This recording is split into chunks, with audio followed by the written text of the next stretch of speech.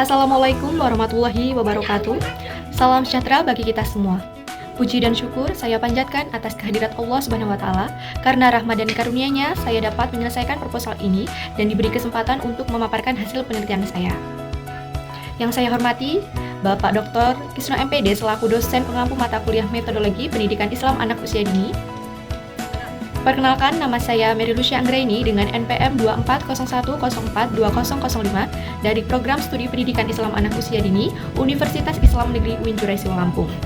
Izin memaparkan slide pertama, yaitu menjelaskan urgensi atau pentingnya stimulasi motorik kasar pada anak usia dini di era digital. Berdasarkan data yang ditampilkan, secara global masih banyak anak yang mengalami keterlambatan perkembangan motorik akibat kurangnya stimulasi yang struktur. Kondisi ini menunjukkan bahwa perkembangan motorik kasar masih menjadi perhatian penting dalam pendidikan anak usia dini.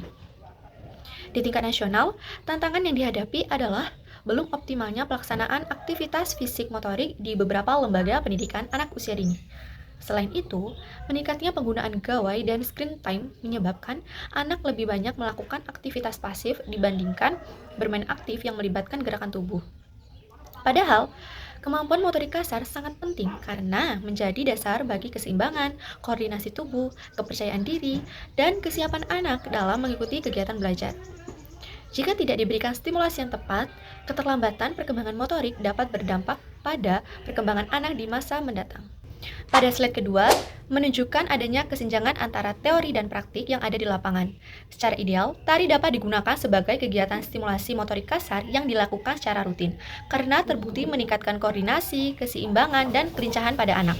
Namun, realita yang ada di TK Kasih Ibu, kegiatan tari masih dilaksanakan secara insidental, yaitu hanya saat persiapan pentas seni atau perpisahan saja.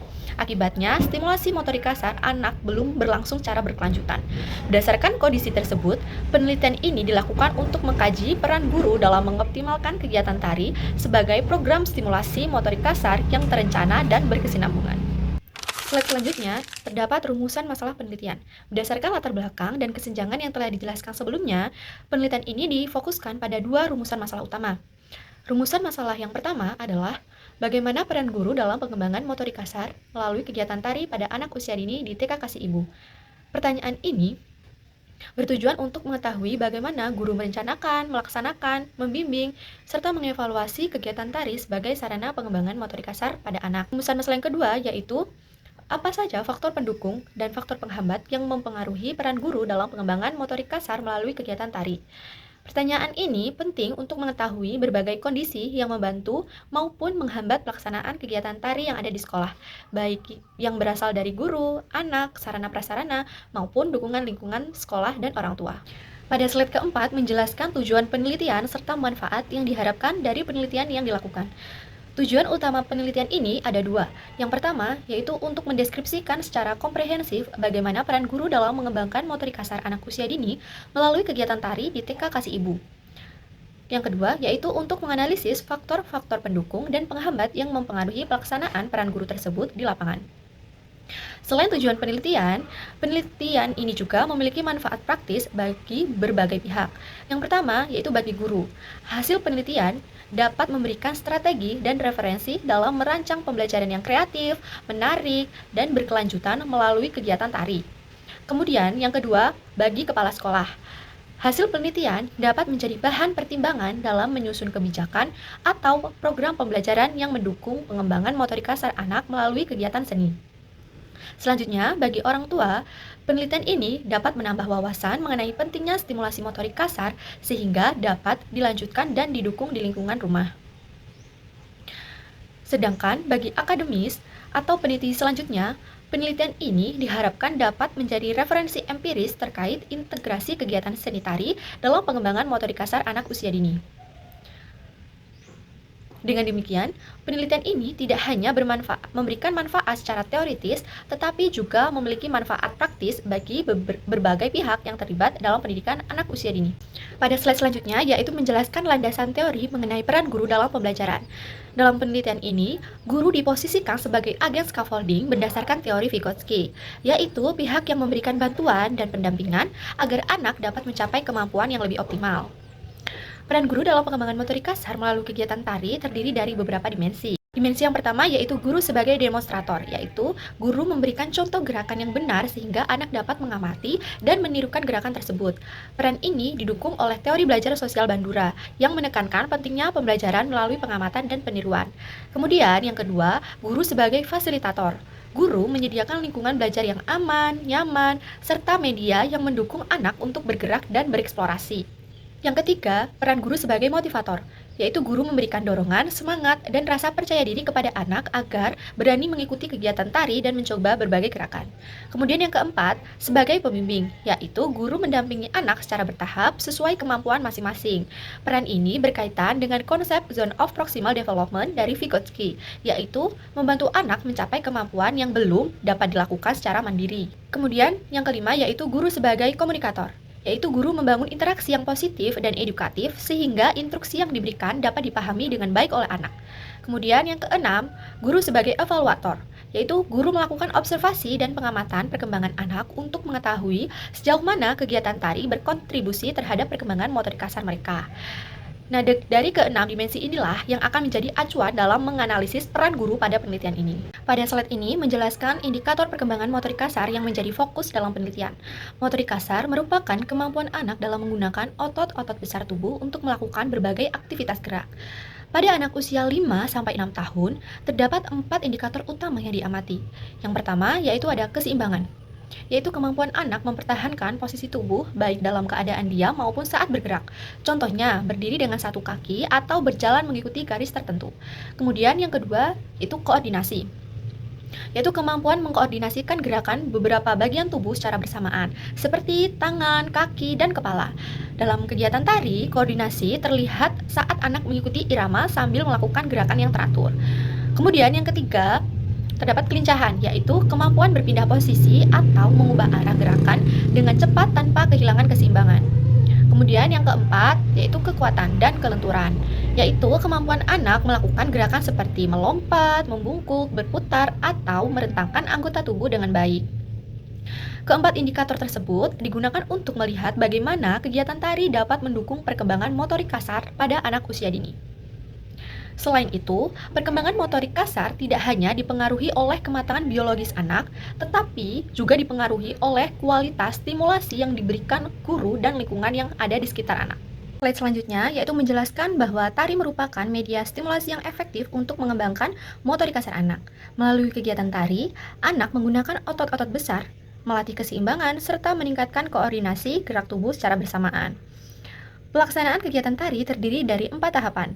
Yang pertama yaitu tahap persiapan, yaitu menyiapkan ruang, musik, dan tujuan pembelajaran. Yang kedua yaitu tahap pembukaan, yang berisi pemanasan dan pengondisian fisik maupun mental anak.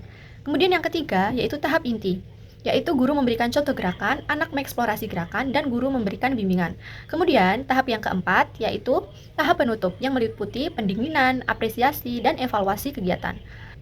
Melalui tahapan tersebut, kegiatan tari dapat menjadi sarana yang efektif untuk menstimulasi perkembangan motorik kasar pada anak usia dini. Slide selanjutnya, saya akan memaparkan mengenai kerangka berpikir dalam penelitian ini. Secara garis besar, penelitian ini dirancang melalui 4 tahapan utama, yaitu kondisi awal, proses, agen intervensi, hingga hasil yang diharapkan. Yang pertama, yaitu ada kondisi awal. Kita mulai dari kondisi awal yang menjadi latar belakang masalah di lapangan. Saat ini, kegiatan tari yang ada di sekolah, TK Kasih Ibu, Putra Buyut masih bersifat insidental. Artinya hanya dilaksanakan pada momen-momen tertentu seperti acara perpisahan saja. Nah, dampaknya stimulasi terhadap aspek motorik kasar anak usia dini menjadi belum optimal karena tidak dilakukan secara konsisten. Kemudian yang kedua yaitu proses. Menuju tahapan berikutnya yaitu proses, untuk mengatasi masalah tersebut, penelitian ini menawarkan solusi berupa program kegiatan tari yang dirancang secara lebih sistematis. Kegiatan tari di sini bukan lagi sekedar hiburan insidental, melainkan sebuah program yang terencana, rutin, struktur, dan berbasis gerak aktif bagi anak. Kemudian yang ketiga yaitu agen intervensi. Nah, agar proses tersebut dapat berjalan dengan efektif, diperlukan peran penting dari agen intervensi, yaitu guru. Nah, di sini guru tidak hanya mengajar menari, melainkan menjalankan multi peran yang sangat kompleks. Sebagai fasilitator, motivator, pembimbing, evaluator, komunikator, sekaligus demonstrator gerakan bagi anak-anak. Nah, yang keempat, hasil yang diharapkan. Melalui sinergi antara proses kegiatan tari yang struktur dan intervensi optimal dari guru, hasil yang diharapkan dari penelitian ini adalah perkembangan motorik kasar anak usia dini, khususnya pada aspek koordinasi, keseimbangan, dan kelincahan dapat tercapai secara maksimal dan optimal. Baik Bapak dan hadirin sekalian, kita melangkah ke bagian penting dalam penelitian ini, yaitu desain dan pendekatan metodologi. Untuk membedah rumusan masalah yang ada, penelitian ini menggunakan pendekatan kualitatif. Nah, alasan utama pemilihan pendekatan ini adalah karena saya memahami secara mendalam fenomena yang terjadi di lapangan secara naturalistik apa adanya, tanpa adanya intervensi atau manipulasi dari peneliti. Nah, data yang dikumpulkan nantinya akan bersifat deskriptif dan dianalisis secara induktif untuk menemukan pola atau makna dari fenomena tersebut. Lalu, selanjutnya, jenis penelitian yang saya gunakan adalah studi kasus atau case study. Mengapa menggunakan studi kasus? Karena objek dalam penelitian ini memiliki konteks yang sangat unik, yaitu mengenai kegiatan tari yang belum terprogram. Ketiadaan program yang baku inilah yang menjadi daya tarik tersendiri, sehingga membutuhkan pemahaman yang holistik, mendalam, dan komprehensif langsung dari latar alamiahnya. Dengan kombinasi pendekatan kualitatif dan jenis studi kasus ini, saya berharap dapat menyajikan gambaran yang utuh dan mendalam mengenai fokus penelitian ini. Kita berlanjut ke bagian teknis pelaksanaan lapangan, yaitu latar dan subjek penelitian. Pertama, mengenai lokasi penelitian. Penelitian ini dilaksanakan di TK Kasih Ibu yang beralamat di Desa Putra Buyut, Kecamatan Gunung Sugi, Kabupaten Lampung Tengah. Alasan saya memilih lokasi ini adalah karena adanya relevansi masalah yang kuat dengan fokus penelitian yang saya angkat, serta adanya faktor keterbukaan akses yang diberikan oleh pihak sekolah sehingga memudahkan proses pengambilan data yang valid. Dan yang kedua, terkait waktu penelitian. Proses observasi dilakukan pada hari Jumat pada tanggal 15 Mei 2026 dari pukul 8.00 sampai pukul 10.00. Kemudian yang ketiga, untuk menentukan subjek penelitian, saya menggunakan teknis purpose sampling, yaitu penentuan sampel dengan pertimbangan atau kriteria tertentu demi kesesuaian data. Subjek dalam penelitian ini terbagi menjadi tiga pihak, yaitu yang pertama, kepala sekolah, yang ditargetkan untuk memperoleh data mendalam terkait kebijakan dan program-program yang ada. Kemudian yang kedua, yaitu guru kelas sekolah B, selaku subjek utama atau informan primer yang melakukan stimulasi langsung di dalam kelas. Dan yang ketiga, ada anak kelompok B yang bertindak sebagai objek utama dalam pengamatan perkembangan motorik mereka. Melalui pembatasan latar dan subjek yang terukur ini, saya berharap data yang dikumpulkan dapat menjawab rumusan masalah secara fokus dan mendalam. Selanjutnya, yaitu teknik pengumpulan data. Dalam penelitian ini menggunakan prinsip triangulasi untuk menjaga validitas data, yang terdiri dari 3 instrumen utama. Yang pertama yaitu observasi, mengamati langsung interaksi dan peran guru saat kegiatan tari secara natural tanpa melakukan intervensi. Kemudian yang kedua ada wawancara, yaitu menggali informasi dan persepsi mendalam secara fleksibel dari kepala sekolah, guru, serta anak-anak. Kemudian yang ketiga yaitu dokumentasi, yaitu mengumpulkan bukti autentik melalui analisis dokumen RPPH, catatan anekdot, serta rekam jejak visual berupa foto dan video kegiatan. Ketiga metode ini saling menyelang dan melengkapi demi menghasilkan data yang akurat dan objektif. Dalam penelitian ini, saya menerapkan analisis kualitatif deskriptif menggunakan model Miles and Haberman yang berjalan secara interaktif. Proses analisis ini mencangkup 3 tahapan utama. Yang pertama yaitu reduksi data, yaitu memilah, mengabstraksi, dan mengategorikan seluruh data mentah dari lapangan secara spesifik ke dalam 6 dimensi peran guru.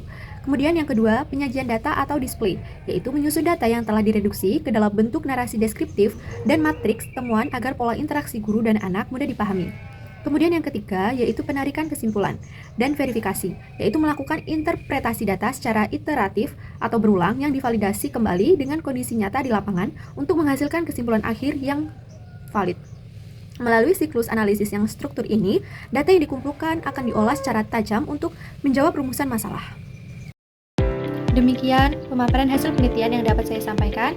Saya mengucapkan terima kasih yang sebesar-besarnya kepada Bapak Dr. Kisno MPD selaku dosen pengampu mata kuliah Metodologi Pendidikan Islam Anak Usia Dini. Akhir kata, saya mohon maaf apabila dalam penyampaian terdapat kekurangan. Saya akhiri, wassalamualaikum warahmatullahi wabarakatuh.